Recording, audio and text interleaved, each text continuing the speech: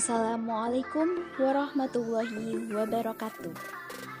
Here we are from Group 6, which consists of Nurkalis Janati, Tutut Rindiar Gandhi, and Isnaini Nur Utami.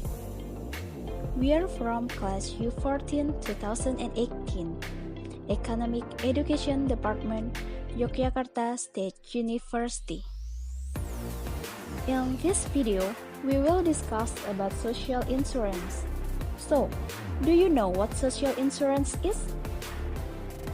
Based on Law Number 40 of 2004 concerning the National Social Security System, social insurance is a mechanism for collecting funds.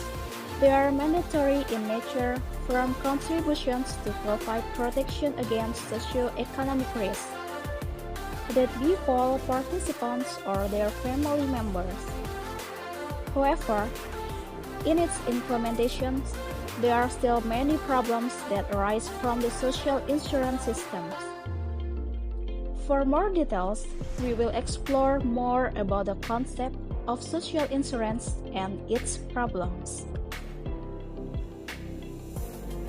Based on data from thekompas.com, in 2018, the number of insurance service users in Indonesia was around 1.7% of the total population in Indonesia, which reached more than 216 million people.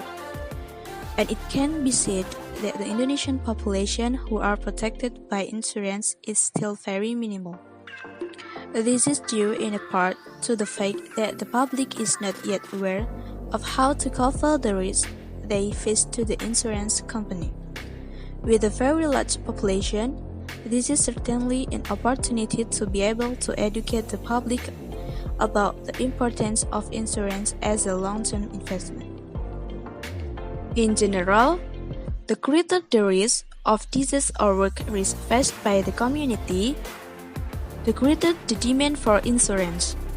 This insurance is important for public use, because when there is a high possibility of the risk of disease or occupational risk, they will be automatically get covered from the insurance company.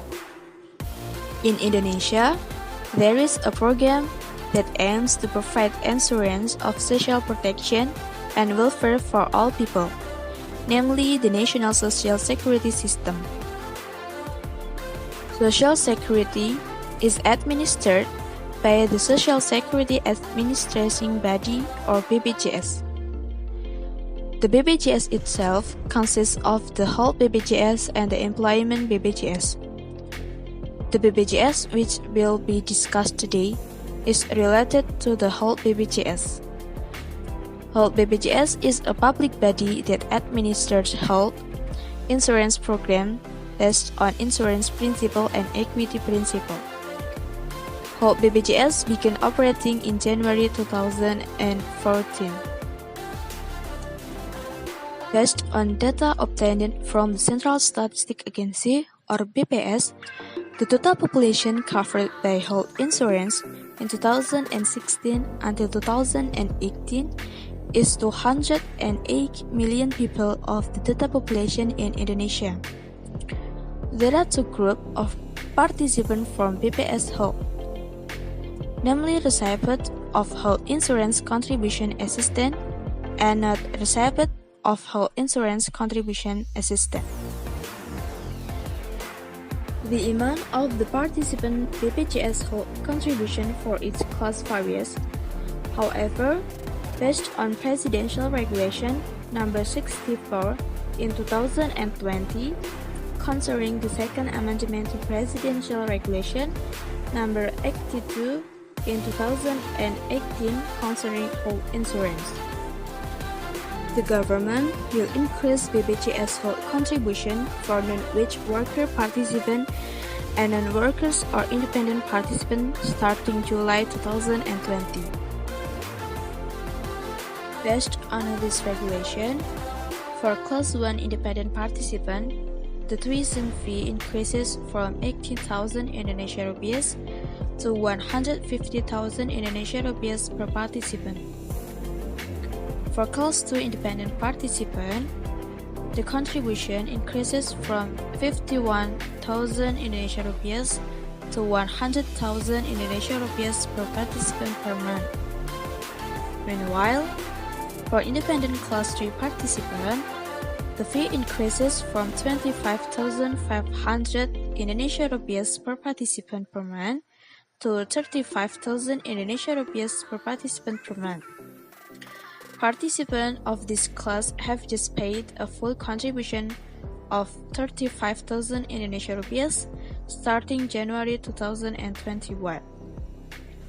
And for more details regarding the increases in BPJS healthcare fees, it will be explained further, but before that, let's look at the following video. Check it out!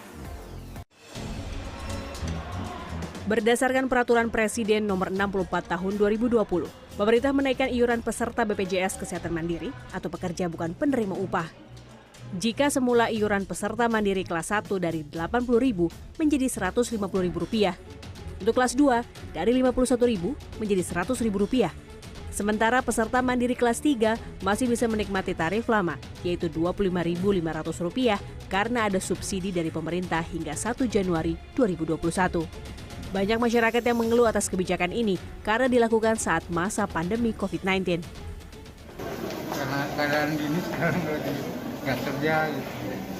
Nggak kerja, penghasilan nggak ada. Nah, turunin aja. Turun aja, harga normal aja gitu ya. Hal senada diungkap Bupati Tasikmalaya, Jawa Barat, Ade Sugianto. Kenaikan tarif BPJS di saat pandemi COVID-19 dianggap tidak bijak.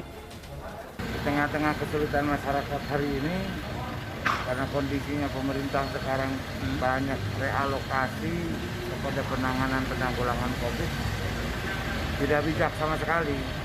BPJS dinaikkan pada tahun ini di tengah kita sedang menghadapi corona. Di Surabaya, imbas dari kebijakan kenaikan tarif BPJS ini dinilai tidak terlalu signifikan. Imbas dari tadi perubahan Perpres 64 ini relatif nggak terlalu besar lah ya. Karena masyarakat juga tadi rasanya memang yang memilih haknya kelas 1, kelas 2 tentunya orang yang mampu lah menengah ke atas. Sehingga nggak banyak kalau kita lihat yang fenomena berbeda dengan yang sebelumnya ya. Sebelumnya pemerintah sempat menaikkan iuran BPJS 100% melalui Perpres Nomor 75 Tahun 2019.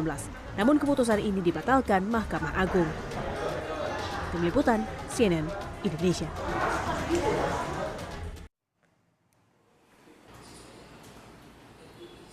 Kenaikan tarif BPJS Kesehatan sudah ketuk palu. Per 1 Juli, kenaikan terjadi untuk peserta kelas 1, 2, dan 3. Untuk peserta kelas 1, iuran naik dari Rp80.000 menjadi Rp150.000 per bulan. Kelas 2 dari Rp51.000 naik jadi Rp100.000 per bulan. Dan kelas 3 naik dari Rp25.500 menjadi Rp42.000 per bulan. Namun catatan untuk kelas 3 akan disubsidi pemerintah Rp16.500 sehingga peserta cukup membayar Rp25.500. Dampak terbesar dari kebijakan ini adalah banyak peserta yang akhirnya pindah kelas.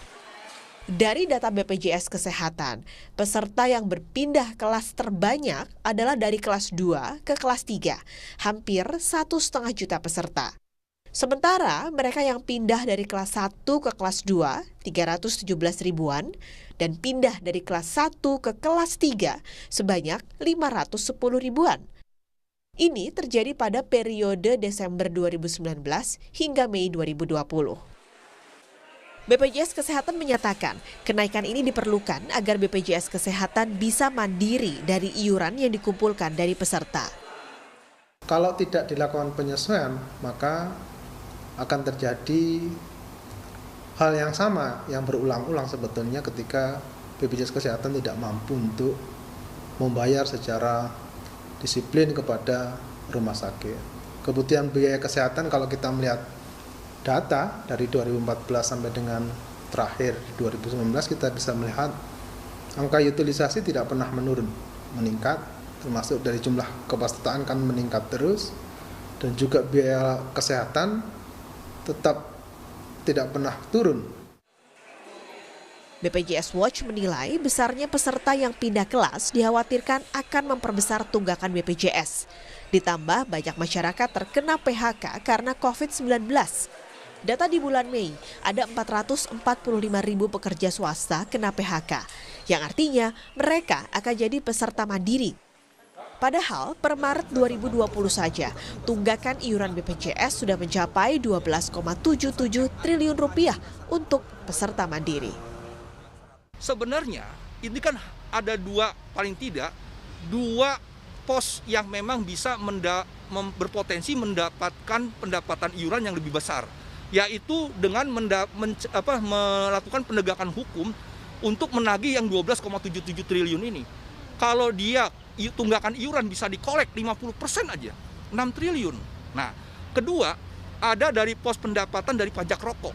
Pasal 99 dan 100 Perpres 82 mengatakan bahwa pemerintah daerah 50% pajak rokok yang diterima oleh pemerintah daerah dikali 75%-nya, jadi 50% dari pendapatan pajak rokok itu dikali 75, itulah yang dibantu disumbang kepada BPJS Kesehatan.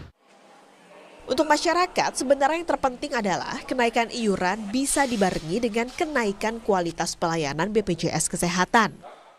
Bisa naik apabila pelayanan dari rumah sakit itu yang melalui BPJS itu ditingkatkan. Selama ini terus terang kurang menyentuh. Apa yang kita bayar itu tidak sebanding dengan yang kita terima pelayanannya. Beri opsi siapa yang mau ambil BPJS atau tidak.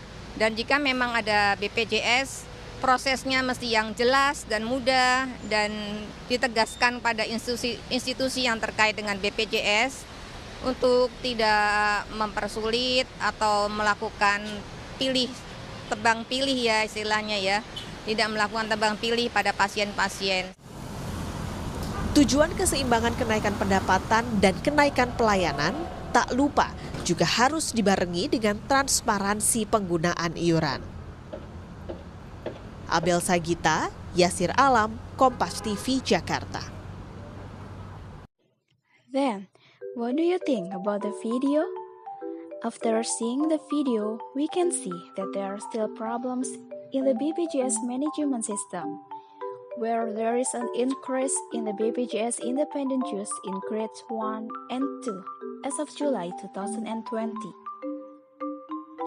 The cause of this increase in fees is due to: in January, there was a 100% increase in BPJS fees, but the decision wasn't approved by the Supreme Court and was eventually cancelled.